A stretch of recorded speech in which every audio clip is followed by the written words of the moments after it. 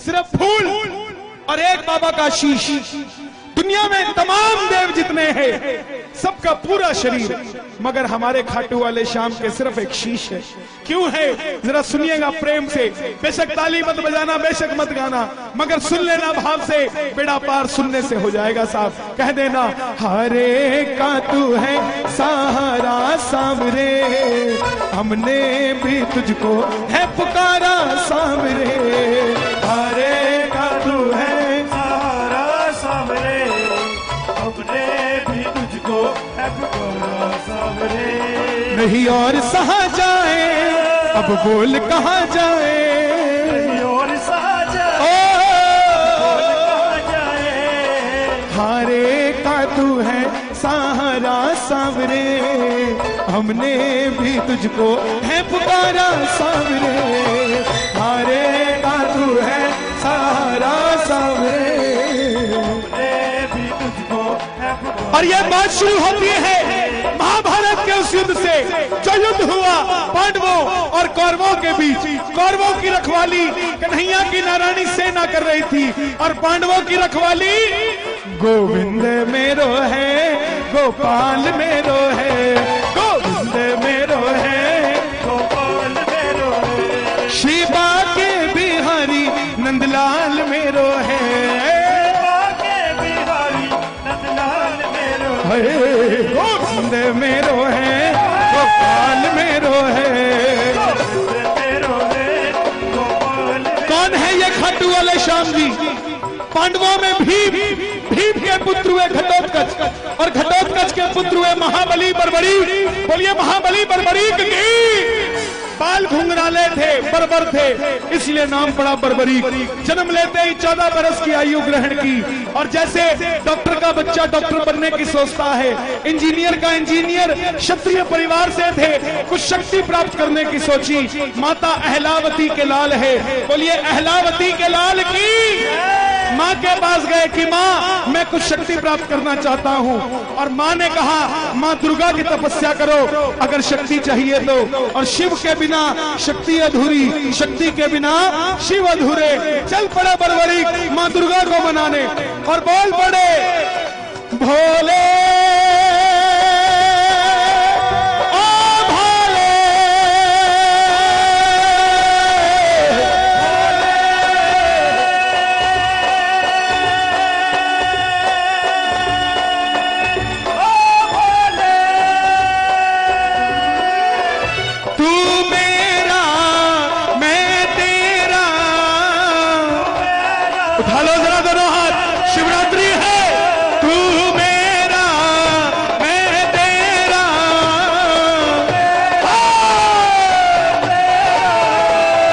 शाम से मिला दे, मेरा यार तू मिला दे मुझे शाम से।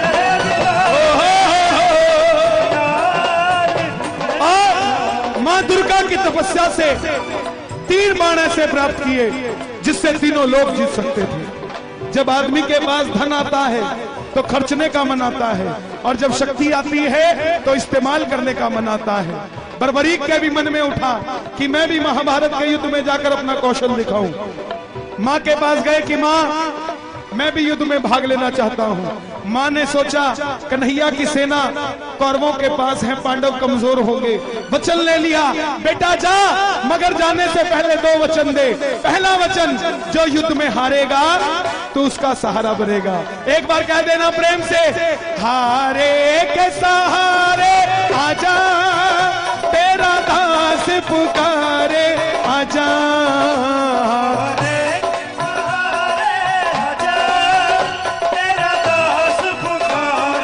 आजा ओ हम तो खड़े तेरे द्वार, सुन ले करुण पुकार।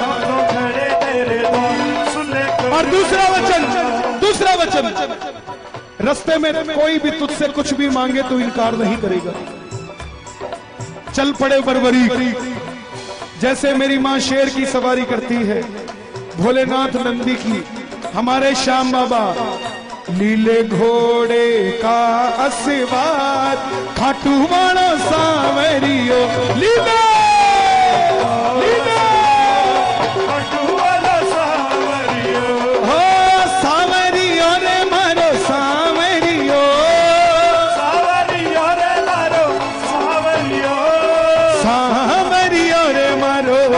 सावरियो होली में घोड़े का आशीर्वाद खाटू वाला सावरियो।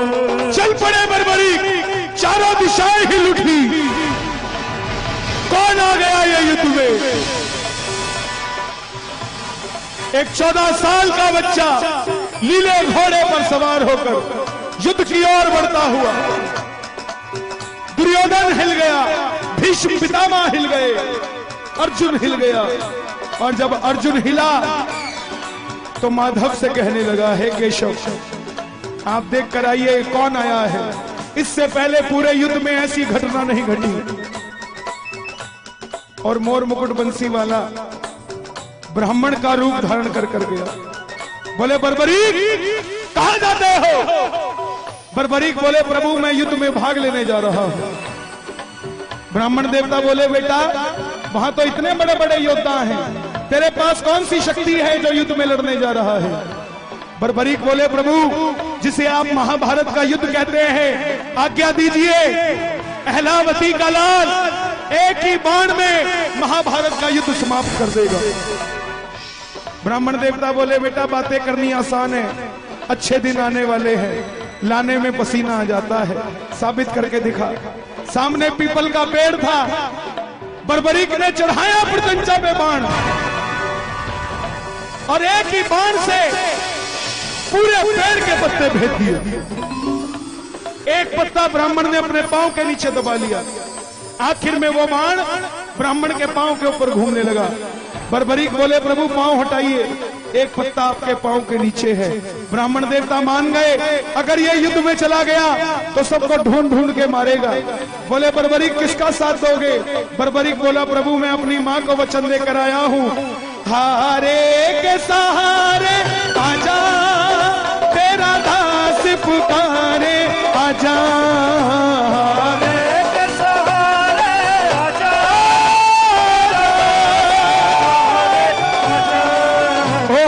खड़े तेरे द्वार सुन ले करुण पुकार।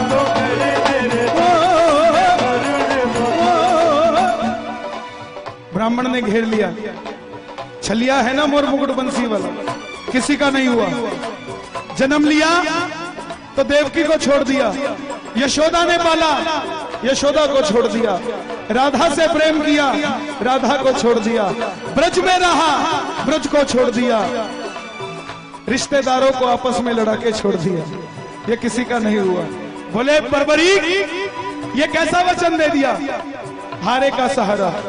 अगर तू पांडवों की तरफ हुआ तो कौरव हारने लग जाएंगे तो तू कौरवों की तरफ हो जाएगा, और अगर कौरवों की तरफ हुआ तो पांडव हारने लग जाएंगे तो तू पांडवों की तरफ हो जाएगा। इससे तो युद्ध का निर्णय नहीं निकलेगा। बर्बरीक बोले, प्रभु मेरा मार्गदर्शन कीजिए, मेरी शक्ति विफल चली जाएगी। ब्राह्मण देवता बोले, हे बर्बरीक, हे महानायक, कलयुग में इस धरती के कल्याण के लिए एक शीश का दान चाहिए, और वो शीश का दान 3 महाबलियों में से किसी एक का हो सकता है। या तो भगवान श्री कृष्ण का, या अर्जुन का, या बर्बरीक तुम्हारा। कन्हैया की बलि नहीं ले सकता, उसने युद्ध रचना है। अर्जुन की बलि नहीं ले सकता, उसने युद्ध खेलना है। तो बच्चे तुम अपने शीश का दान दो और इस धरती का कल्याण करो। बर्बरीक बोले, प्रभु ये निकाली तलवार अहलावती का लाल, ये मौरवी नंदन आपका वचन देता है शीश दान में दिया जाएगा। मगर आप कौन है? साधारण ब्राह्मण शीश का दान नहीं मांग सकता, और मेरे कन्हैया ने अपना विराट रूप दिखाया और झोली पसार कर खड़ा हो गया। मांगा शीश का दान मुरली वाले ने, मांगा शीश का दान मुरली वाले, और बर्बरीक ने निकाली तलवार, दे दिया शीश उतार खाटू वाले ने। दे दिया शीश उतार।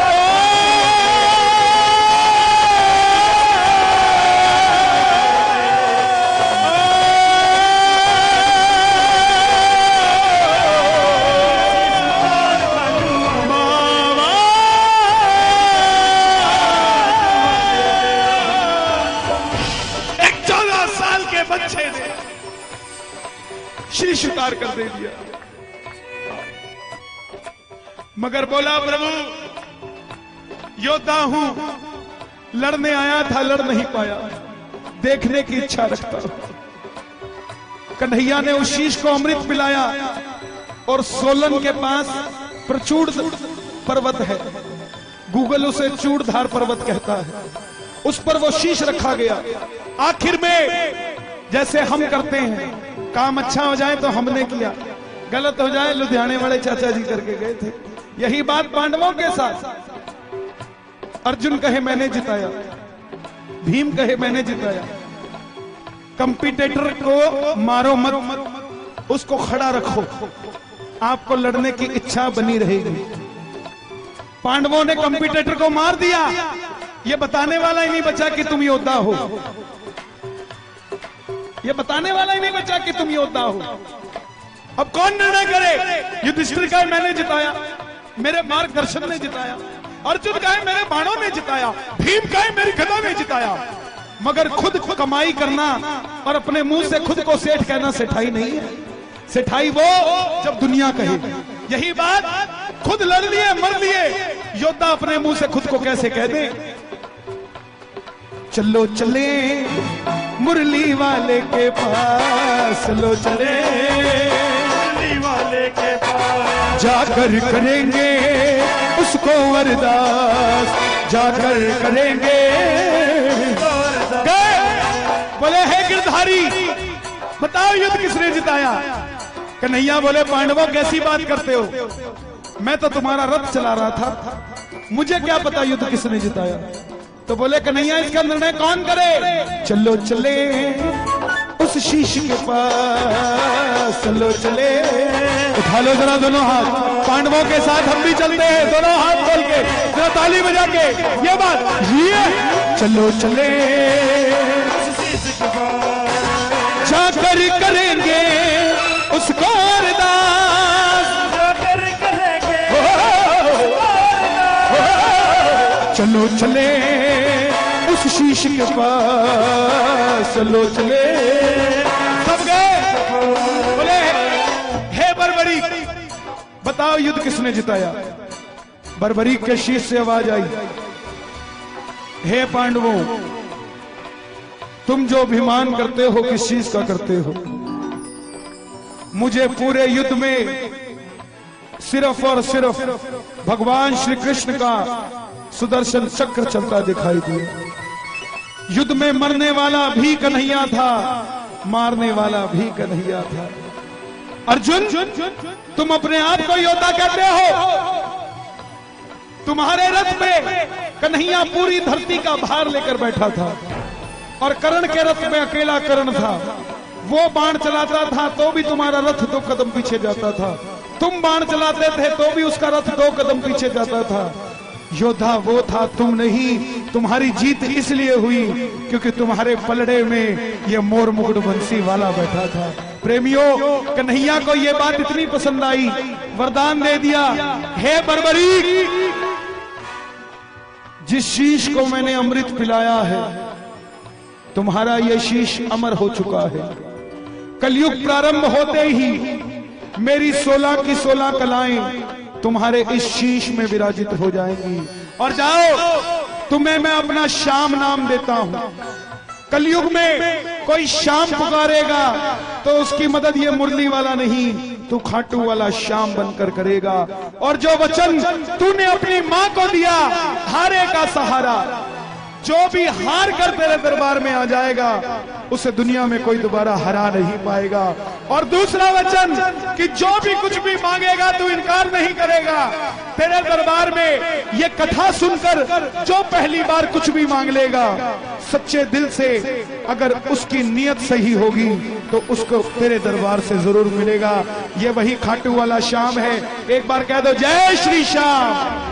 छोड़ेंगे ना हम तेरा द्वारो बाबा, मरते दम तक छोड़ेंगे ना हम तेरा द्वार ओ बाबा, मरते दम तक, मरते दम नहीं अगले जन्म तक, मरते दम नहीं देखो अगले जन्म तक। इसके बाद एक दो भजन और सुनाऊंगा, फिर आरती करेंगे बाबा की। आनंद आ रहा है तो जरा दोनों हाथ उठाना, प्रेम से कह दो, हो मरते दम नहीं अगले जन्म तक, थोड़े लालची और हो जाओ, अगले जन्म नहीं 7 जन्म तक, अगले जन्म नहीं 7 थोड़े और लालची हो जाओ, 7 जन्म नहीं जन्म जन्म तक छोड़ेंगे ना हम तेरा द्वार ओ बाबा, मरते दम तक छोड़ेंगे ना हम तेरा द्वार ओ बाबा, मरते दम। निर्बल को बल हो देते अजब तुम्हारी माया हो बाबा, अजब तुम्हारी माया, हो बाबा, अजब तुम्हारी माया, खेल तेरी शक्ति का जग में कोई समझ न पाया हो बाबा, कोई समझ न पाया। हमारे दिल्ली में एक साड़ियों का बहुत बड़ा व्यापारी था, उसने कीर्तन कराया, उसका नौकर स्टेज पे चढ़ गया, उसने धक्का दे दिया उसको, बोले नीचे उतर, ये तुम्हारे लिए स्टेज नहीं बनाया। उस नौकर ने क्या किया? उस नौकर ने कुछ नहीं किया, नौकरी तो उसी रात छोड़ दी सेठ की। इस सेठ को बोला, हे मालिक